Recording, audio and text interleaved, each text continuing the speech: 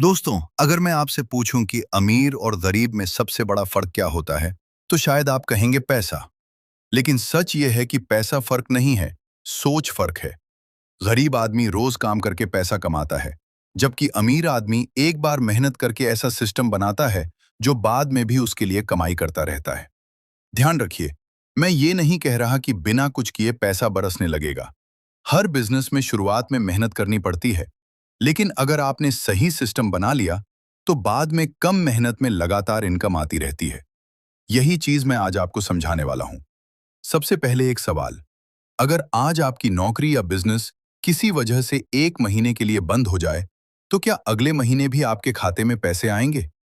अगर जवाब नहीं है, तो इसका मतलब आपकी कमाई अभी भी सिर्फ आपकी मेहनत पर टिकी हुई है। और यही वजह है कि लाखों लोग सालों मेहनत करने के बाद भी आर्थिक रूप से आगे नहीं बढ़ पाते। अब दूसरा सवाल, आपको हर महीने कितने पैसे चाहिए? जल्दी से अपने मन में जवाब दीजिए। ज्यादातर लोग कहते हैं बहुत पैसे चाहिए, लेकिन बहुत कोई लक्ष्य नहीं होता। मान लीजिए आपके घर का खर्च, बिजली, राशन, बच्चों की पढ़ाई, दवाई, पेट्रोल और ईएमआई मिलाकर 20,000 रुपए है। तो आपका पहला लक्ष्य 20,000 रुपए की ऐसी इनकम बनाना होना चाहिए जो हर महीने आती रहे। जब तक लक्ष्य साफ नहीं होगा, रास्ता भी साफ नहीं होगा। अब मैं आपको पहला बिजनेस बताता हूं। ये कोई इंटरनेट वाला बिजनेस नहीं है, न ही इसमें लाखों रुपए की जरूरत है। ये ऐसा बिजनेस है जो गांव में रहने वाला एक सामान्य व्यक्ति भी शुरू कर सकता है। जरा अपने गांव के बारे में सोचिए। क्या वहां शादियां होती हैं? क्या बर्थडे मनाए जाते हैं? क्या कथा, भंडारा, मृत्यु भोज या दूसरे सामाजिक कार्यक्रम होते हैं? बिल्कुल होते हैं। साल भर किसी न किसी घर में कोई न कोई कार्यक्रम चलता ही रहता है। लेकिन एक सवाल है, क्या हर परिवार के पास इतने बड़े बड़े बर्तन होते हैं कि 100 या 200 लोगों का खाना बना सके?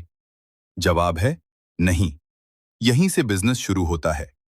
आप एक बार बड़े भगोने, कढ़ाई, परात, बाल्टी, चूल्हा और दूसरे जरूरी बर्तन खरीद लीजिए। फिर पूरे गांव में बता दीजिए कि आपके यहाँ ये सामान किराए पर मिलता है। अब सोचिए, एक परिवार को साल में सिर्फ 1 या 2 बार जरूरत पड़ती है। वह 20,000 से 30,000 रुपए के बर्तन खरीदने की बजाय कुछ 100 रुपए किराया देना पसंद करेगा। और यही आपके लिए कमाई का मौका बन जाता है।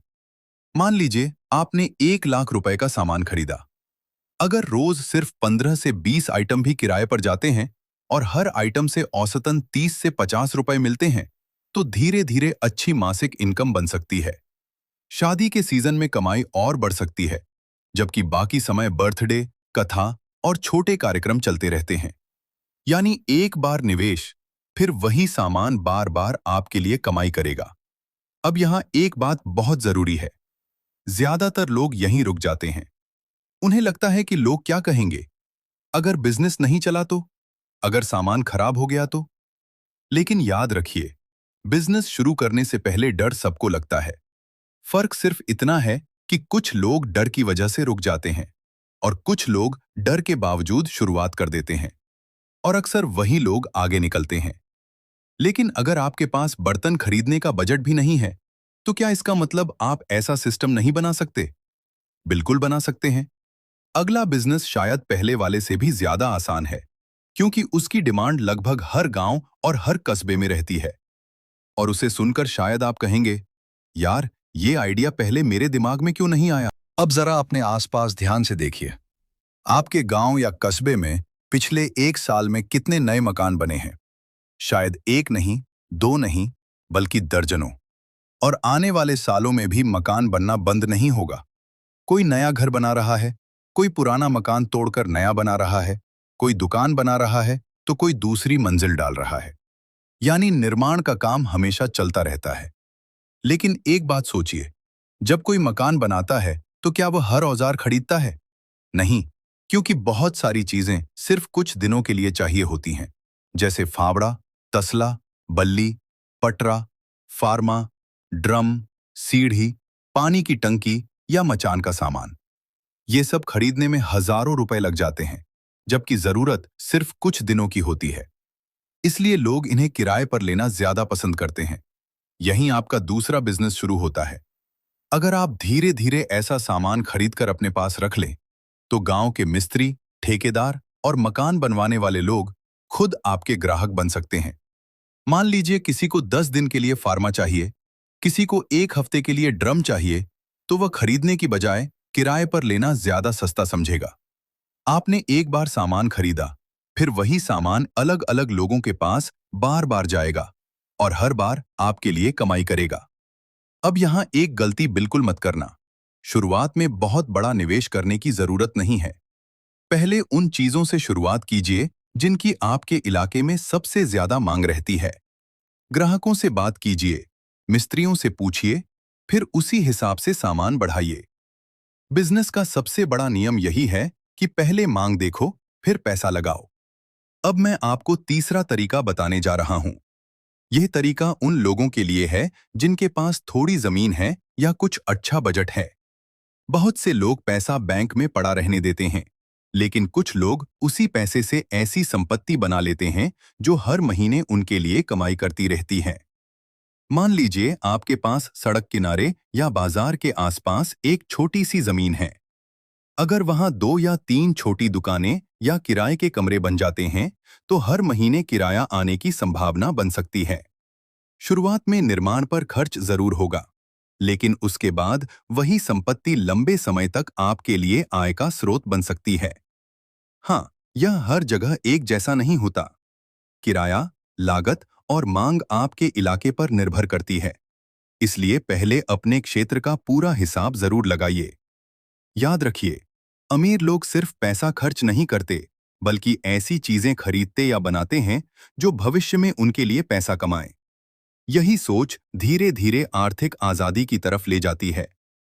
लेकिन अगर आपके पास जमीन भी नहीं है और बजट भी सिर्फ 50,000 रुपए से 1 लाख रुपए तक है, तब क्या? क्या तब भी ऐसा कोई बिजनेस हो सकता है जिसमें आप खुद पूरे दिन बैठे बिना कमाई कर सकें? इसका जवाब है हाँ। और चौथा आइडिया शायद सबसे आसान और सबसे प्रैक्टिकल है। वही मैं आपको अगले भाग में बताऊंगा। अब बात करते हैं चौथे और सबसे दिलचस्प बिजनेस की। मान लीजिए आपके पास 70,000 रुपए से 1 लाख रुपए तक का बजट है। बहुत बड़ी रकम नहीं है, लेकिन इतनी रकम से भी ऐसा सिस्टम बनाया जा सकता है जो हर महीने आपके लिए कमाई करे। जरा अपने गांव या कस्बे में देखिए, क्या लोग हर महीने बाल कटवाते हैं? क्या दाढ़ी बनवाते हैं? बिल्कुल। चाहे महंगाई कितनी भी बढ़ जाए, ये जरूरत कभी खत्म नहीं होती। इसी वजह से सैलून ऐसा बिजनेस है जिसकी डिमांड पूरे साल बनी रहती है। अगर आपके पास अपने घर के सामने एक छोटी सी दुकान है या आप कम किराए पर दुकान ले सकते हैं, तो वहां एक अच्छा सैलून तैयार कर सकते हैं। एक अच्छी कुर्सी, बड़ा शीशा, जरूरी फर्नीचर और बेसिक सामान लगाइए। इसके बाद किसी अच्छे कारीगर को दुकान चलाने के लिए दे दीजिए। अब यहां कमाई का तरीका समझिए। कई जगहों पर दुकान मालिक कारीगर से तय मासिक किराया लेते हैं, जबकि कहीं कहीं रोज का तय भुगतान होता है। यानी कारीगर अपना काम करेगा, ग्राहक संभालेगा और आपको दुकान का तय किराया मिलता रहेगा। आपको पूरे दिन दुकान पर बैठने की जरूरत नहीं होगी, बस समय समय पर हिसाब और देखरेख करनी होगी। अब एक बात जो शायद इस पूरी वीडियो की सबसे महत्वपूर्ण बात है।